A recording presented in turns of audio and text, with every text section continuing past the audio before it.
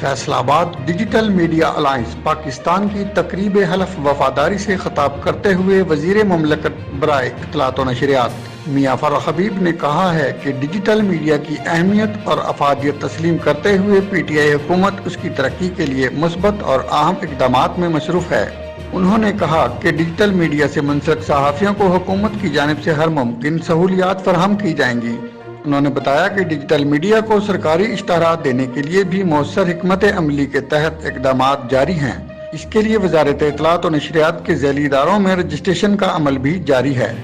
میاں فاروق حبیب نے مزید بتایا کہ فیصل آباد پریس کلب میں عنقریب ڈیجیٹل میڈیا لیب کا قیام عمل میں لایا جائے گا، جہاں جدید تقاضوں سے ہم آہنگ سہولیات صحافیوں کو مفت دستیاب ہوں گی۔ قبل ازیں ڈیجیٹل میڈیا الائنس پاکستان کے صدر سردار محمد امین خان جتوئی اور جنرل سیکرٹری قدیر سکندر نے ڈیجیٹل میڈیا الائنس پاکستان کے اغراض و مقاصد اور اہمیت پر روشنی ڈالتے ہوئے کہا کہ ڈیجیٹل میڈیا سے منسلک صحافیوں کے مسائل کے خاتمے اور خاطر خواہ سہولیات کے لیے کوئی کسر اٹھا نہ رکھیں گے۔ اور اس موقع پر وزیر مملکت میاں فاروق حبیب نے ڈیجیٹل میڈیا الائنس پاکستان کے نومنتخب عہدیداروں سے حلف لیا۔